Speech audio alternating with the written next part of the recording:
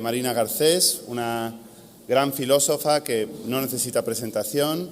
Todos sabéis que, bueno, primero fue profesora de la Universidad de Zaragoza, ahora es profesora de la Universidad de la UOC, Universidad Oberta de Cataluña, donde coordina uno de los másteres en filosofía más interesantes, creo yo, del momento en nuestro país, un máster de filosofía para los retos contemporáneos. Uno de los conceptos centrales de su filosofía es el concepto de lo común, y justamente aquí estamos intentando pensar esa raíz común entre cultura y mundo académico y mundo de la universidad, y bueno, yo creo que ella lo planteará desde una perspectiva teórica, crítica, no como gestora cultural, como una persona también híbrida, así que por favor, Marina.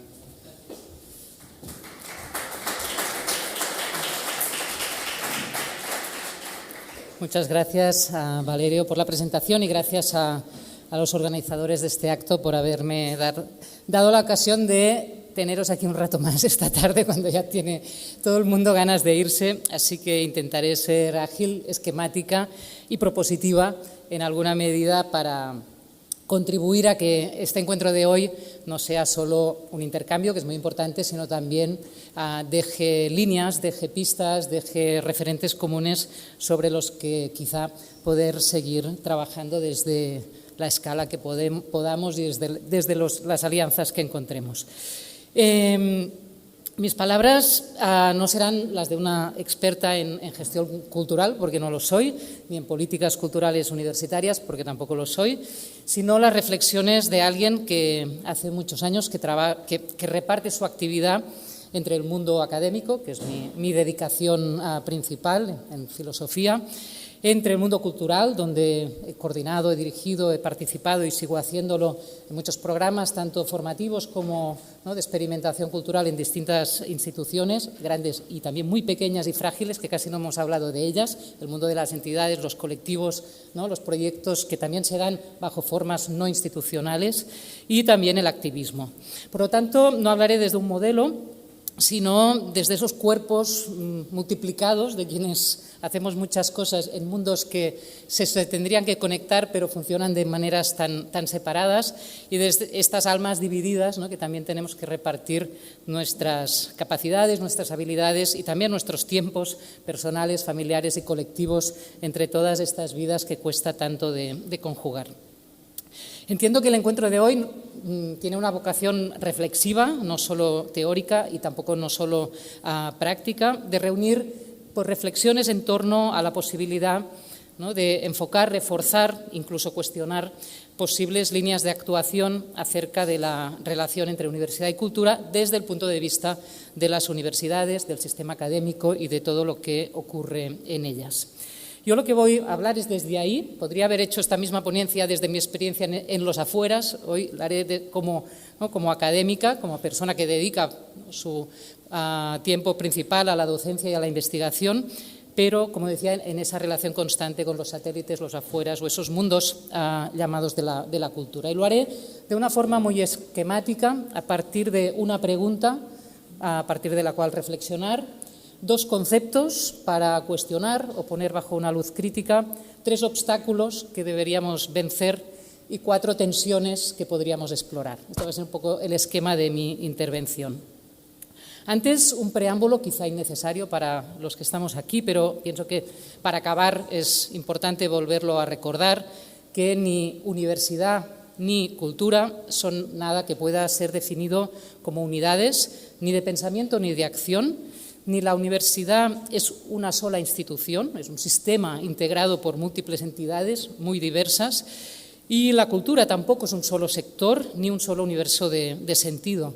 Tanto un ámbito como otro son una colección dispar, incluso muchas veces disparatada, de entidades de muy diverso orden, un conjunto abierto de prácticas, de saberes y de actores que tienen como característica común, tanto en las universidades como en los distintos ámbitos de la cultura, que sus efectos implican al conjunto de la sociedad, por muy minoritarias que sean sus prácticas, por muy especializados que sean sus conocimientos, por muy a veces incongruentes o disparatados que sean sus propuestas, implican al conjunto de la sociedad porque configuran y elaboran el sentido posible de la experiencia, de nuestro presente, de nuestro mundo, pero también de los pasados y los futuros que vamos elaborando unos con otros, unos contra otros, tanto desde los acuerdos como desde los disensos, tanto desde la comprensión como desde la incomprensión de unos hacia otros.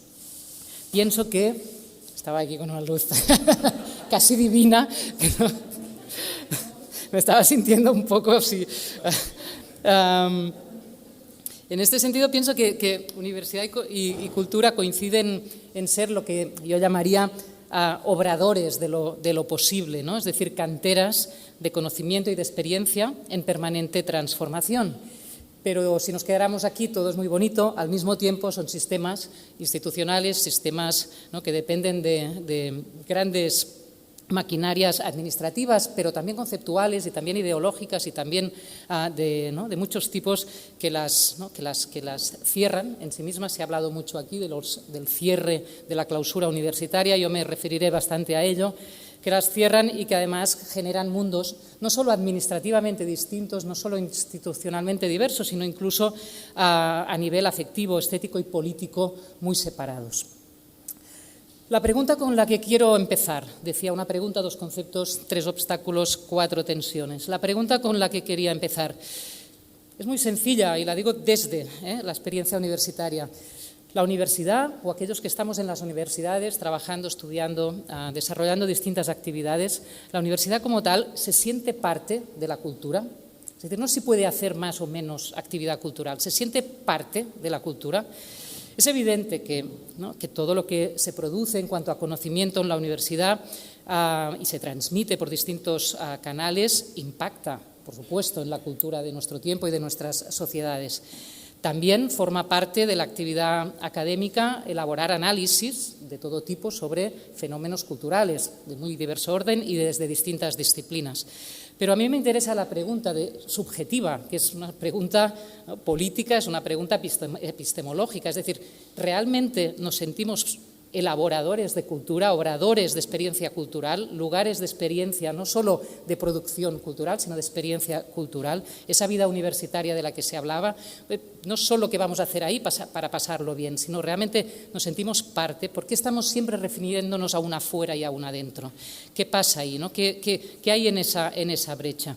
Y si lo pregunto y empiezo por aquí, es porque yo pienso que no, que las universidades o la universidad dicha ahora en abstracto no se siente parte de la cultura, y esto es un problema que, a pesar de los muchos y valiosos proyectos que aquí se han presentado, se está agravando. Pienso que la evolución actual de la universidad está agravando ese no sentirse parte de la cultura y de esas canteras de experiencia cultural de su sociedad.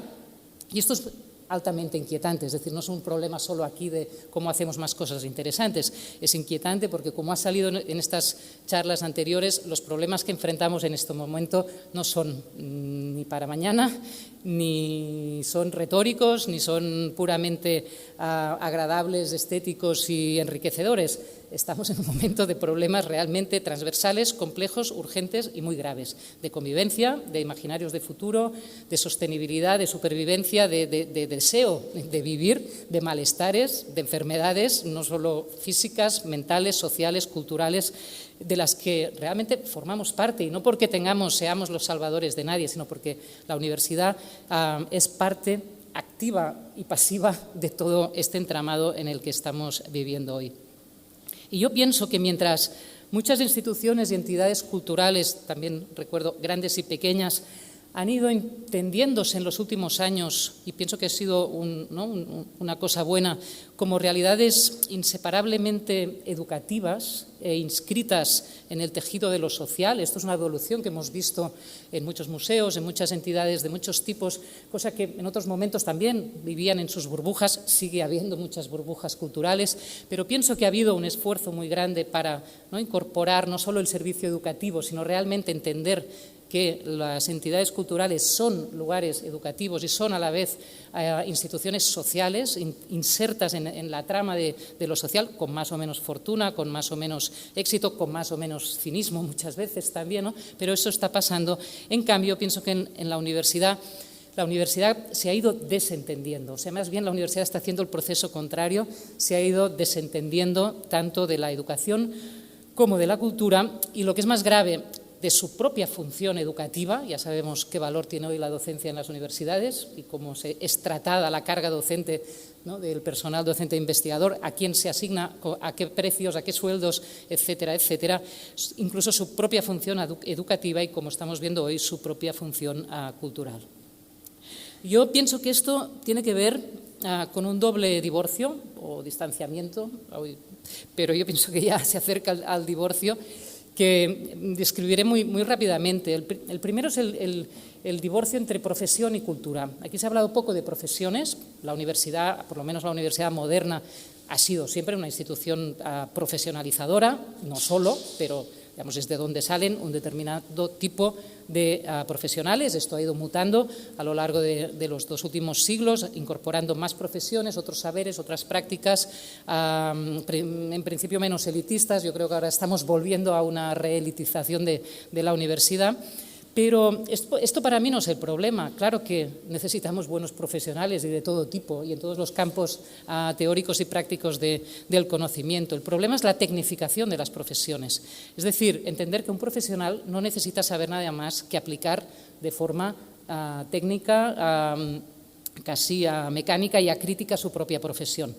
Y esto no me refiero solo a los profesionales del mundo técnico, etcétera, también, por ejemplo, al profesorado, ¿no? Hay mucho profesorado que solo es profesor de su campo, incluso, ¿no?, en secundaria, y no se le asigna ningún rol ni se siente llamado para hacer nada más que aplicar unidades didácticas docentes innovadoras, reformadas 50.000 veces y estar en esa máquina, ¿no?, de ser un profesional técnico, mecánico y acrítico de su profesión. Ese divorcio profesión-cultura produce, sí, profesionales a veces muy sofisticados, pero desculturizados. Y para mí es uno de los primeros problemas, ¿no?, que debemos abordar. El segundo, quizás menos evidente, pero todavía es más grave, que es el divorcio entre conocimiento y cultura. Es un divorcio que parece, ¿no?, anti-intuitivo, porque bueno, toda forma de conocimiento es una forma de la cultura, pero no necesariamente, porque si lo que se transmite, ¿no?, es una aproximación cientifista a las ciencias, no las ciencias en sí mismas, sino el cientifismo como modo de entender cuál es el valor, la legitimidad y el resultado que se espera de cada uno de los campos de las ciencias, también se desculturaliza. Y entonces lo que tenemos son disciplinas científicas desde las cuales es imposible, ¿no?, o se blinda y se delimita la capacidad de establecer una relación de diálogo, de interlocución, de interpretación, de elaboración de su sentido en relación con otras. Y aquí lo que tenemos también es no solo profesionales desculturizados, sino académicos desculturizados, incluso en las humanidades. Aquí tampoco quiero hacer el discurso de los de letras contra los de ciencias. Está pasando en todos los ámbitos del saber, porque la aproximación que la propia universidad promueve a nuestra actividad científico-académica es de este tipo, ¿no? Es producir un determinado tipo de resultados de investigación, un determinado tipo de actividades, un determinado tipo de outputs, ¿no?, con palabras del mundo académico, no solo académico actual, pero, ¿no?, desde un cierre epistemológico que para mí lo que produce, como decía, es eso, ¿no?, esos académicos también desculturizados, estas ciencias sometidas a un cientifismo que las aísla como canteras de elaboración de experiencias del saber, como decía al principio. Por lo tanto, para mí la base del problema de la difícil relación entre universidad y cultura es epistemológico. Lo tenemos que abordar en términos, ¿no?, realmente de aproximación a qué valor y qué lugar tiene hoy el conocimiento del que se ocupa, entre otras instituciones, la universidad en nuestra sociedad. Y si no empezamos por ahí, haremos muchos experimentos, pero siempre serán experimentos, ¿no?, un poco Frankenstein, palabra de moda también de esta semana de mociones de investidura. Esto me lleva a Punto 2, los dos conceptos que quería poner bajo una luz crítica. Aquí han salido de distintas maneras, son divulgación y transferencia. Y escojo estos dos porque son, diría, los dos conceptos que están un poco sobrevolando y dominando cierto imaginario de cómo podría ser esa relación de la universidad con el mundo exterior. Y me ha ido muy bien la reflexión de antes de Jaume Badia diciendo, bueno, quizá hay más preposiciones, ¿no?, con las que podemos conjugar o vincular esta relación con lo que pasa allí fuera. Y no se trata tanto de transferir en una sola dirección aquello que producen las universidades a unos receptores que serían públicos, consumidores, etcétera, etcétera, etcétera, sino de relacionarnos, ¿no?, aprender a estar en ese con. ¿Qué quiere decir? Conocer con, pensar con, crear con, etcétera, etcétera. Divulgación y transferencia son conceptos del mercado y de la empresa. Son conceptos que tienen un trasfondo cuantitativo. Divulgación es hacer llegar a más gente unos contenidos. Transferencia es generar más beneficios, también puede ser más valor, no solo económico, pero es una cuestión de ir a más con aquello que hacemos de forma concentrada en las universidades. Y además son conceptos, digamos, unidireccionales, lineales y finalistas. Permiten trabajar de forma clara, ¿no?, en una sola dirección y ver qué resultados en cuanto a recepción, público y beneficios pueden dar determinados productos académicos. Está bien, para ciertas cosas puede ser necesario trabajar así, pero si este es el modelo, la estructura, el concepto y la forma de legitimar que aquello que hacemos en las universidades tiene valor fuera de ellas, pues será solamente ese valor. Y pienso que ahí, pues el valor se jugará en la medida que alguien pueda jugarlo. Determinadas industrias tecnológicas, culturales, de todo tipo. El mercado también de la comunicación y del entretenimiento, que por supuesto se alimenta de muchos de los contenidos que generamos en las universidades, pero solo lo estamos enfocando desde ahí. ¿Es el único enfoque que queremos o queremos otros más? Y no estoy hablando de posiciones idealistas o de posiciones puristas o de posiciones antimaterialistas, todo lo contrario. Si estamos hablando de que en la cultura se juega los modos como podemos vivir juntos en este mundo que no está precisamente muy amable para la convivencia ni para imaginar futuros ni más justos, ni más dignos, ni más amables, estamos hablando de todo esto, ¿no?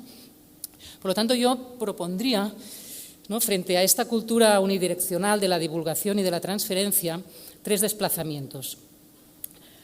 En primer lugar, no pensar solo en resultados específicos, sino pensar por problemas comunes. La universidad no solo produce resultados. Claro que hay resultados de investigación, estamos por la ciencia abierta, estamos por abrir los contenidos y el derecho al acceso al conocimiento a todo el mundo, pero el conocimiento no solo son resultados, sobre todo son preguntas y problemas. ¿Estamos dispuestos y podemos desde las universidades contribuir no a solucionar los problemas de los demás en esta relación también de servicio de la universidad hacia los problemas de la fuera, sino realmente contribuir a elaborar juntos las preguntas, ¿no? Yo pienso que ahí la clave, como sabemos, ¿no?, los que nos dedicamos a la investigación, la clave siempre está en la pregunta, y una pregunta mal hecha conduce a una mala investigación. Poder fracasar en las preguntas, hablando de fracasos, es muy importante para encontrar aquella que realmente conviene hacer, y si no trabajamos juntos en la elaboración de las preguntas que luego moverán determinadas investigaciones, prácticas, etcétera, y resultados, malamente. Entonces, podemos contribuir, ¿no?, desde las universidades a elaborar con otros actores, con otros entornos, las preguntas de nuestro tiempo. Segundo desplazamiento de la divulgación, que es, como decía, uno de estos conceptos unidireccionales, lineales y finalistas, a lo que yo llamaría modos de aproximación. El lenguaje especializado, que es respecto al cual se distancia la divulgación, es uno entre otros y muy necesario. No es solamente, ¿no?, aquel que ocupan las universidades, lo que luego hay que traducir fuera en otros lenguajes. Es uno entre otros y tiene que poder convivir con otros modos de aproximación.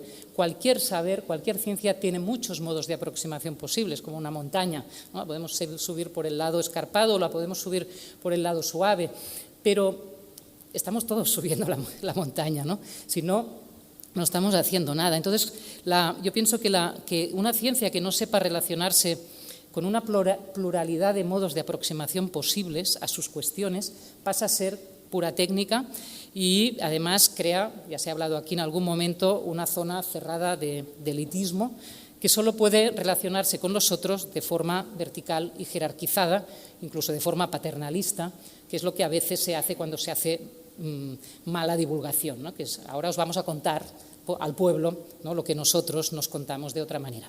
Eso es también un ejercicio de la autoridad y del poder que bajo formas suaves, os lo vamos a contar, reproduce precisamente esas jerarquías. Por lo tanto, de la divulgación a los modos de aproximación.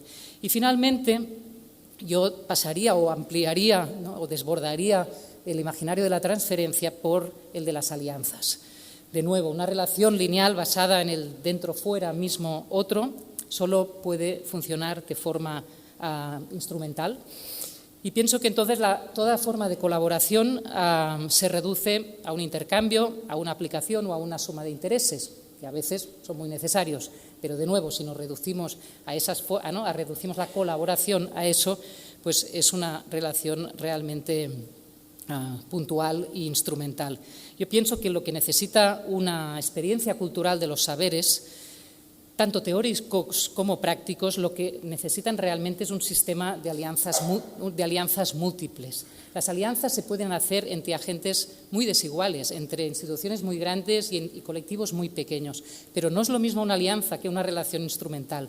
No es lo mismo, ¿no?, tener que construir un lugar para un nosotros que elabora una pregunta, que elabora sus modos de aproximación posible a esa pregunta y que desde ahí busca qué alianzas son posibles para sostener ese recorrido, ¿no? Todo eso construye un lugar común y no solo, ¿no?, un proyecto con unos resultados compartidos. Para todo eso, ¿no?, para trabajar con problemas comunes, con modos de aproximación y a partir de alianzas o buscando las alianzas posibles, por supuesto, hay muchos obstáculos y de muchos tipos. Aquí se ha aludido a muchos indirectamente y yo quiero destacar tres también. En primer lugar, los lenguajes. Antes hablaba, ¿no?, de los lenguajes especializados, no especializados, todo este tipo de fronteras y de jerarquías que se construyen, ¿no?, en esa relación entre saber-poder, que se ha analizado tantas veces y de tantas maneras. Pero es que además en este momento pienso que de forma agravada la universidad, quizá en otros momentos lo era de otra forma, está tendiendo de una forma muy, muy extrema al monocultivo lingüístico y discursivo. Lingüístico, incluso idiomático, ¿no? Sabemos la dificultad que hay en la universidad para trabajar en lenguas que no sean el inglés.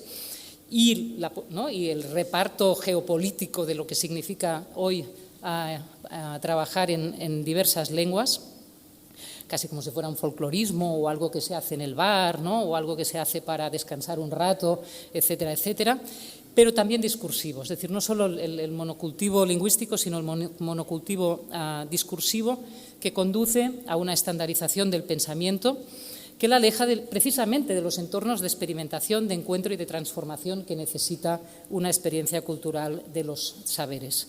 Desde ese monocultivo lingüístico y discursivo hay mucha atracción por cómo hablan, se comportan, crean, cooperan, etcétera, los otros. Pero entonces la aproximación a ellos es o como objetos de estudio, hay mucha investigación participativa, hay mucha relación con practitioners que dicen en inglés, con activistas, con colectivos, con entidades, pero no hay interlocutores. O sea, lo que hay es ese deseo, ¿no?, de acercarse al otro, pero acabando convirtiéndolo en objeto de estudio, en ejemplo, ¿no?, o en elemento de la realidad, pero no en interlocutores. Los lenguajes están disociados. Y de eso podríamos hablar mucho en otro momento, ¿no?, que pasa, por ejemplo, cuando en congresos o en eventos organizados desde la universidad se invita a ponentes no académicos, activistas, a colectivos, etcétera, artistas todavía, porque tienen su lenguaje legitimado. he visto cosas bastante feas. Bajo la disposición a ese encuentro, finalmente la folclorización, como se traía antes, pues, un indígena de las colonias y cosas de este tipo dichas entre nosotros. Pero nos lo tendríamos que pensar un poco, con quién queremos hablar y qué quiere decir, ¿no?, realmente crear las condiciones, hablar en todos los sentidos, de construir ese conocimiento compartido, esa relación desde ese lugar. Otro obstáculo son los tiempos. Aquí ha salido también la cuestión de los tiempos, del no tener tiempo. Se hablaba de los tiempos de los estudiantes sometidos a un productivismo infinito. Están agotados. O sea, es una cosa, pero es que el personal docente e investigador, o sea, para concertar una reunión con un compañero o compañera de un mismo departamento pueden pasar semanas, te pueden citar para el semestre que viene. Claro, entonces, ¿qué se puede, ¿no? ¿Qué ha pasado ahí con esos tiempos de la vida cotidiana universitaria, pero también de la vida institucional universitaria? La gestión de los proyectos de investigación, una idea de hoy es para el año que viene con suerte o para dentro de 3 con media suerte o para nunca más en muchos de los casos. Muchas de las ideas que queremos desarrollar a mí me sale más a cuenta, no a cuenta de mi currículum, sino contra mi currículum, pero a cuenta de la idea llevarla a una institución cultural y ponernos a trabajar, aunque sea en proceso y en curso. Pero entonces se va desocupando la universidad también de muchas de esas ideas que no soportan el tiempo de esta especie de planificación capturada, ¿no?, en la que nos vamos como aplazando siempre el momento de hacer aquello que nos importa, ¿no? Entonces, bueno, ahí hay un tema de los tiempos que yo pienso que también se tendrían que trabajar seriamente, abrir seriamente y tratarlo con toda la honestidad. Y finalmente, el tema, ¿no?, la cruz de la universidad en este momento, que son las evaluaciones. No digo que no tenga que haber evaluación, rendición de cuentas, seguimiento de todo aquello que se hace en una institución de cualquier tipo, pública o no pública, pero que tiene implicaciones colectivas, sociales y comunes, por supuesto.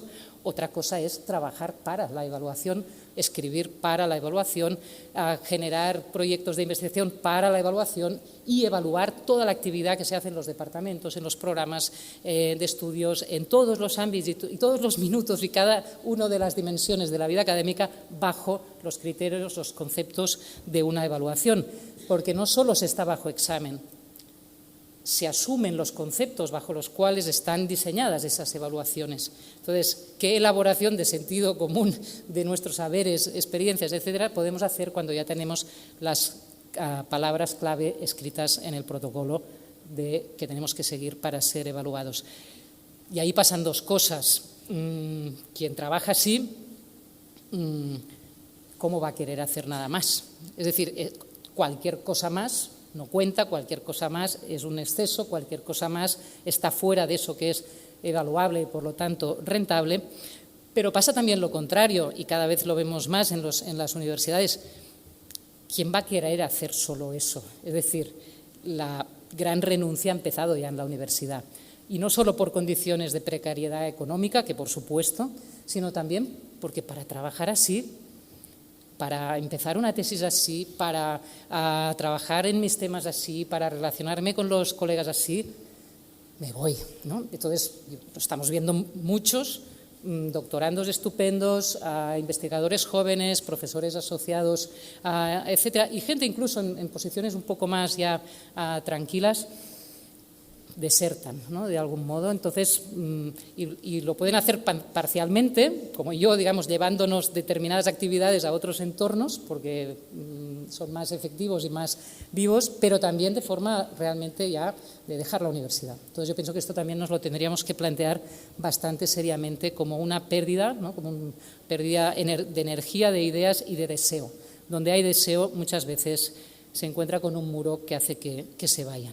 Entonces, para finalizar, yo pienso que está claro que la cultura no puede ser ni una actividad marginal ni episódica en las universidades, asumida normalmente por el personal de gestión o no académico, como hemos visto en estos encuentros, las personas que han estado aquí defendiendo los proyectos, ¿no?, las ideas y las posibilidades de hacer cosas en ese entre o en ese tercer espacio o en esa relación entre lo cultural y lo académico, no eran académicos y, por lo tanto, es algo que también nos debemos pensar. Y como he argumentado desde el principio, pienso que realmente la dimensión cultural del conocimiento tiene que ver con una posición epistemológica, y epistemológica quiero decir básicamente también política, que afecta al conjunto de las prácticas académicas y a su valor. Es muy fácil quedar atrapados entre el lamento, algo que se practica mucho en las universidades, el voluntarismo, algo a lo que nos dedicamos muchos, pero también la vida agota un poco, ¿no? Y entonces eso que ahora decimos tanto, ¿no? Tenemos que cuidarnos, pero bueno, cuidarnos no perdiendo el deseo, no para retirarnos, ¿no? Entonces, me gustaría acabar con 4 ejes, ya es el último punto, totalmente rápido y esquemático para explorar y en los que pensar. El primero, lo he planteado como 4 tensiones. Es la tensión entre investigación y programación, ¿no? Si la universidad se orienta en parte de su razón de ser y de su actividad a las diversas dinámicas de la investigación, en el ámbito cultural predomina el de la programación. La gestión cultural también tiene sus capturas, ¿no? y sus reduccionismos, y normalmente acaba siendo programar, ¿no? Hacer cultura acaba siendo programar una institución, una actividad, un festival, lo que sea.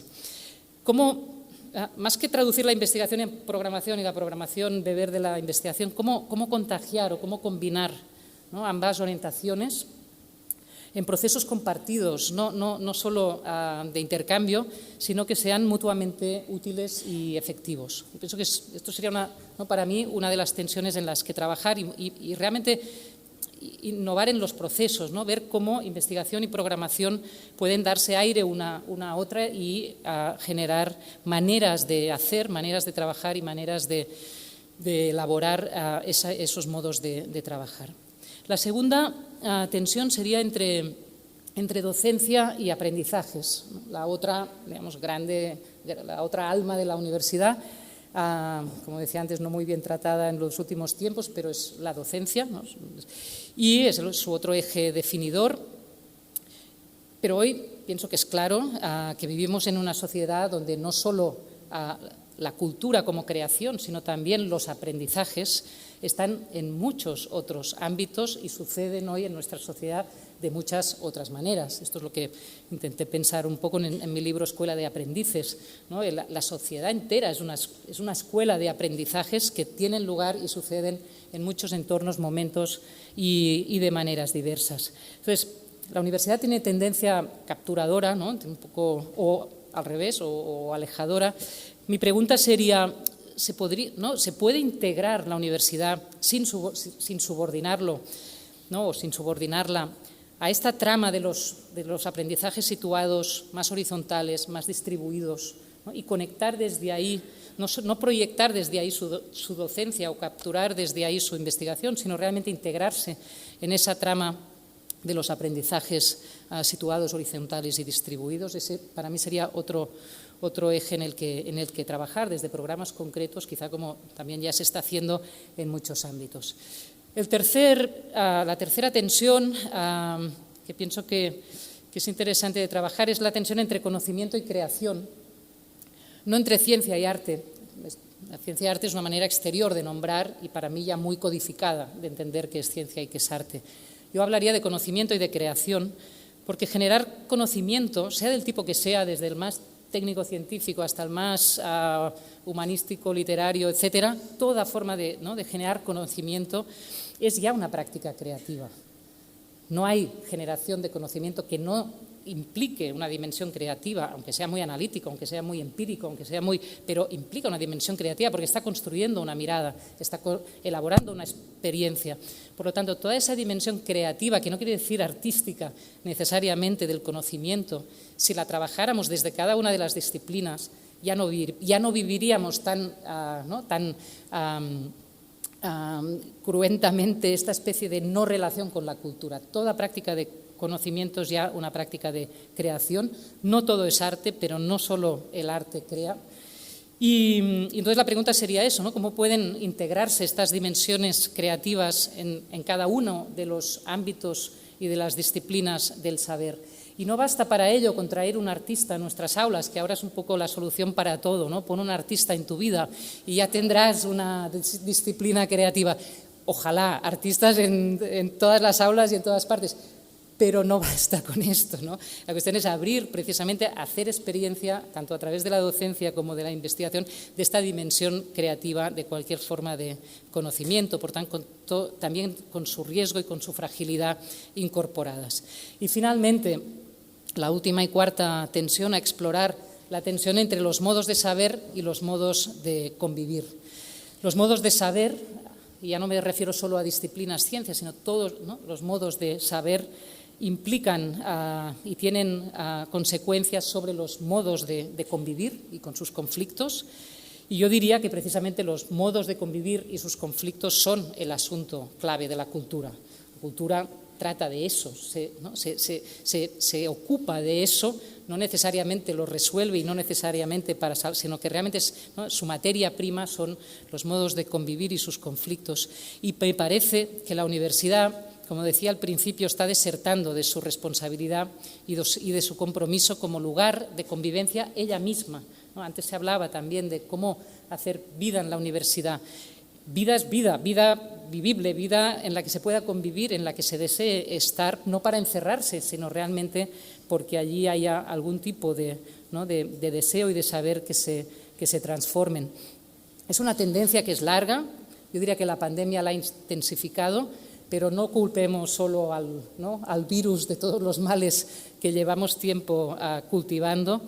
Y por lo tanto mi última pregunta sería esta, ¿no? ¿En qué medida puede la universidad proponerse hoy como un lugar abierto, como una institución acogedora, robándole una expresión a Santi Eraso, donde ensayar, también reivindico este verbo en todos sus sentidos, donde ensayar la relación entre modos de convivir con todos sus conflictos y modos de saber con todas sus transformaciones. Y con esto termino. He dicho que haría una pregunta, 2 conceptos, 3 obstáculos y 4 tensiones. En realidad todo eran preguntas, pero preguntas que creo que para nada son retóricas y que si no nos disponemos a hacerlas y a trabajar en ellas, que es el sentido de mi propuesta, bueno, pues fácilmente la cultura seguirá siendo, ¿no?, como mucho esa guinda con la que disimular muchas veces lo que no nos atrevemos o a veces no sabemos cómo cambiar. Muchas gracias.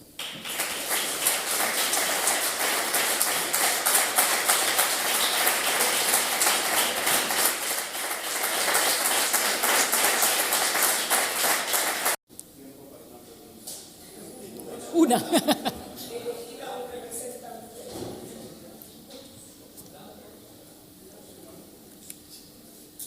Llevamos muchas horas y yo, como he hecho tantas, podemos no hacer ninguna más. Venga.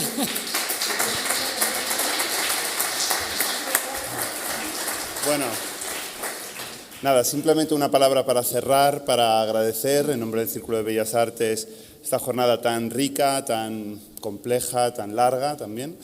Y la verdad es que absolutamente en consonancia con esta estrategia I+D+C, ¿no?, la que tenemos en el Círculo de Bellas Artes, que pretende justamente acercar el mundo de la cultura y el mundo de la universidad, que como creo que se ha podido comprobar hoy, y desde luego en la excelente y magnífica conferencia de clausura, pues tienen muchas barreras entre sí, no solo por el lado de la universidad, que es lo que tú has mostrado, ¿no? Yo creo que Nuria también ha aludido un poco a ello. Desde el lado de las instituciones culturales también hay mucho recelo, lo ha habido, mucho cierre hacia la universidad. Y yo, como también filósofo, como Marina, en este caso ahora mismo en excedencia, profesor de universidad y director de una institución cultural, simplemente quiero agradecer, ¿no?, al Ministerio de Universidades. Aquí tenemos al secretario general, que se ha quedado hasta el final como un campeón. Esto la verdad es que merece, pero también al ministro, ¿no?, que si no se ha quedado es porque, bueno, tenía un compromiso, a todos los que os habéis quedado. Y yo simplemente quiero terminar con un único concepto que ha salido muy poco, pero que para nosotros en el Círculo es fundamental, y es el concepto de innovación. Nosotros aquí en el Círculo, una de las cosas que estamos haciendo con esta estrategia I+D+C es librar una batalla teórica por el concepto de innovación. No permitiendo que la innovación sea mera transferencia del conocimiento, que no sea mera transferencia tecnológica y mera digitalización, sino que reivindiquemos el componente cultural de la innovación, cultural en sentido amplio. No puede haber auténtica innovación sin una transformación de las preguntas, como decía Marina, sin una formulación de las nuevas preguntas de nuestro tiempo, y para eso yo creo que se necesitan mutuamente la universidad y las instituciones culturales. Por eso nosotros aquí en el Círculo intentamos declinar esa última I del I+D+I en cultura, creatividad, concepto, pensamiento crítico, ciudadanía, y sobre todo intentamos luchar por una noción amplia, diversa y también políticamente transformadora de la innovación, porque desde luego si algo caracteriza, creo yo, tanto a la universidad como a la cultura, no es solo comprender el mundo, sino también aspirar a transformarlo. La famosa frase de Bertolt Brecht, el arte no es un espejo para reflejar el mundo, sino un martillo para darle forma, un martillo para transformarlo, yo creo que se puede aplicar a la cultura en general, pero también a la universidad, o al menos debería ser así. Así que con esta reflexión os doy las gracias y hasta el próximo Foro I+D+C. Gracias a todos.